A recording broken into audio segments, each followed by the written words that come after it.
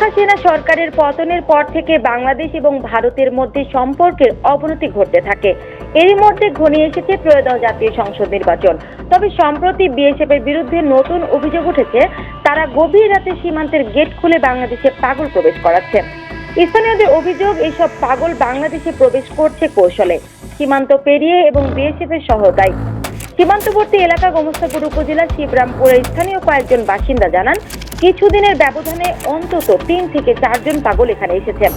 চাঁপাইনবাবগঞ্জ জেলা, যা বাংলাদেশের বৃহত্তম সীমান্তবর্তী জেলা, ভারতীয় রাজ্যগুলোর সঙ্গে প্রায় সীমান্ত রয়েছে। দীর্ঘদিন ধরে কাঁটাতার এবং সীমান্তে চোরাচালান, মাদক সহ নানা অপরাধ চলছে। তবে এখন নতুন একটি অভিযোগ উঠেছে ভারতের বিএসএফ এর বিরুদ্ধে।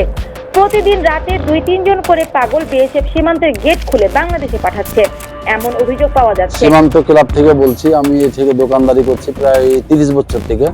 ওরা রাতে পার করে দিছে পাগল, তারপরে আপনার পুশ ব্যাগের লোক গেলা, এরা পার করে দিছে, এরা আর নিচ্ছে না। তারপরে আমাদের পতাকা বৈঠক করছে, ওরা বলছে না আমরা আমাদের লোক লয়। আমরা সকালে দেখতে পাচ্ছি পাগল হাঁটে হাঁটে বেড়াচ্ছে, ফিট থাকছে, এই আমরা দেখতে পাচ্ছি। আমরা দেখতে পাই ইন্ডিয়া থেকে পাগল আসে আমাদের দেশে। এটা হলো সীমান্ত শেষ বর্ডার, এখানে আমার দোকান। ভারত থেকে প্রায় পাগল আছে, আচ্ছা আপনারা এখানে ওরা বাইর করে দেয়, এদিকে হাঁকে দেয়। আচ্ছা আমার এখানে শুয়ে থাকে, মেলায় কিছু ঘুরে সকালে দেখি, আমরা ডাইরেক্ট তো যদি দেখিও তাও লিবে না ওরা। হ্যাঁ, নিজের চোখে দেখতে পাই যে ছেড়ে দিলে, ছাড়ার পরে অস্বীকার করবে না আমাদের না। চাঁপাইনবাবগঞ্জের বিভিন্ন সীমান্তবর্তী এলাকা থেকে এই পাগলরা বিজিবির চোখ ফাঁকি দিয়ে সীমান্ত পেরিয়ে আসছে। স্থানীয়রা জানান, গভীর রাতে ঘন কুয়াশার মধ্যে বিএসএফ সীমান্তের গেট খুলে এই ব্যক্তিদের বাংলাদেশে পাঠাচ্ছে। চাঁপাইনবাবগঞ্জের নাচল উপজেলার কসবা ইউনিয়নের গোলাবাড়ি স্টেশনের পাশে একটি মানবিক সহায়তা স্বেচ্ছাসেবক টিম রয়েছে, যারা মানবিক ভারসাম্যহীন মানুষদের খুঁজে খুঁজে আশ্রয় দেয়। মানবিক সহায়তা স্বেচ্ছাসেবক টিম সভাপতি মোহাম্মদ আব্দুল গনি টিটু বলেন,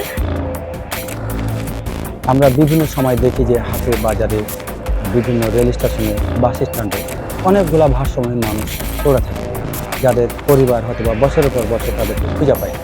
তো এরকম আমরা যেহেতু দীর্ঘদিন ভারসাম্যহীন মানুষের সেবায় কাজ করছি, হঠাৎ দেখি যে কিছু ভারতীয় পাগল, যাদের মাথায় জট লেগে থাকে, উচ্ছৃঙ্খল আচরণ, তাদেরকে আমরা নিয়ে এসে অনেকগুলা সেবা দিয়েছি। প্রায় 45-50 জন আমরা ভারতীয় নাগরিককে সেবা দিয়েছি, কিন্তু আমরা পরিবারে পাঠাতে পারছি মাত্র 3 জন।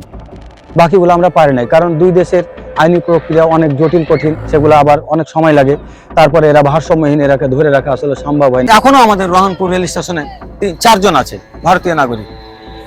আমরা প্রতিনিয়ত তাদেরকে চেষ্টা করি, জিজ্ঞাসা করি তাদের পরিবার খোঁজার জন্য, কিন্তু আসলে সবারই কথা তো বুঝতে পারি না, যার কারণে এটা সম্ভব হয় না।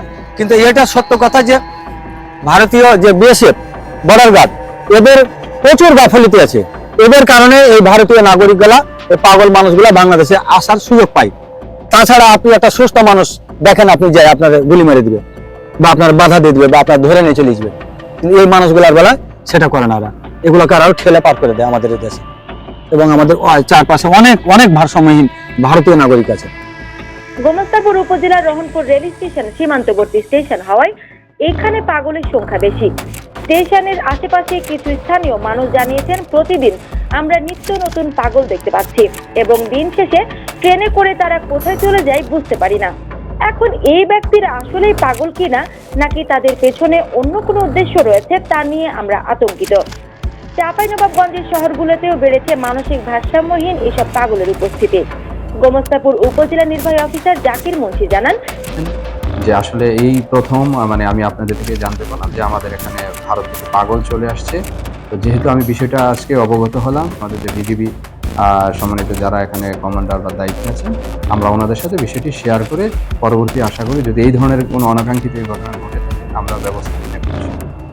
গোমস্তাপুর থানা পুলিশের অফিসার ইনচার্জ আব্দুল বারিক বলেন, ভারত থেকে পাগল বা এই ধরনের কিছু লোকজন এদিকে বাংলাদেশে পুশিং করছে, এই ব্যাপারে আমার কাছে কোনো তথ্য নেই, আপনার কাছে জানতে পারলাম।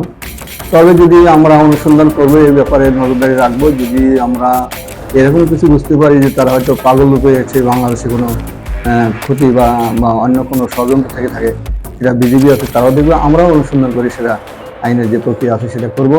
বিজিবিও সতর্ক আছে, আমরাও ইনশাল্লাহ সতর্ক আছি। ধন্যবাদ।